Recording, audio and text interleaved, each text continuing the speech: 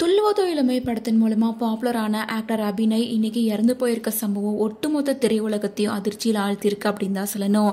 கடந்த 2022 ஆண்டு கஸ்தூரி ராஜா டைரக்ஷன்ல தனுஷ் நடிப்பில் வெளியான துள்ளுவதோ இளமை படத்தின் மூலமா தான் இவர் எல்லாருக்கும் அறிமுகமாயிருந்தாரு. தன்னோட முதல் படத்திலேயே ரொம்ப பாப்புலர் ஆயிருந்தாரு. அதுக்கப்புறமா நிறைய மலையாள மூவியில நடிச்சு பாப்புலர் ஆயிருந்தாரு. தமிழ்ல 15க்கும் மேற்பட்ட படங்கள் நடிச்சிருக்காரு. நிறைய ஆட் ஷூட்லயும் நடிச்சிருக்காரு. அது மட்டும் இல்லாமல் ஒரு டப்பிங் ஆர்டிஸ்டாகவும் ஒர்க் பண்ணியிருக்காரு. சூர்யா நடித்த அஞ்சான், கார்த்தியோட பையா மற்றும் காக்கா முட்டை போன்ற பல சக்ஸஸ்ஃபுல்லான கேரக்டருக்கு அவர் தான் டப்பிங் பண்ணியிருப்பாரு.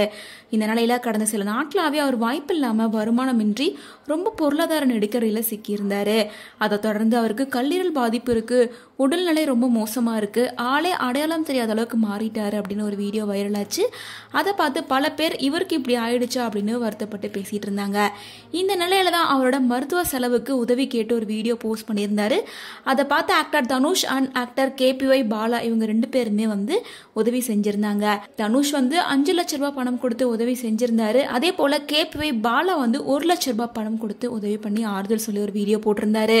அதுக்கப்புறமா அவருக்கு நிறைய உதவிகள் கிடைக்க ஆரம்பிச்சிருந்தது. ஹாஸ்பிட்டல் ட்ரீட்மெண்ட் ஒரு பக்கம் பார்த்துட்டு தான் இருந்தாரு.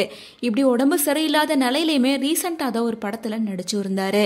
இந்த நிலையில இன்னைக்கு காலையில 4 மணிக்கு அவர் வீட்டிலே அவரு இறந்து போயிருக்காரு. அபிநய் இறந்து போறதுக்கு சில வாரங்களுக்கு முன்னாடி ஒரு இன்டர்வியூ கொடுத்திருந்தாரு. அது மட்டும் இல்லாம ஒரு படத்தோட ஈவெண்ட்லயும் நேரடியா பேசியிருந்தாரு. இப்போ அதை தொடர்ந்து அவர் இறந்து போயிருக்க சம்பவம் பலருக்கும் அதிர்ச்சியா தான் இருக்கு.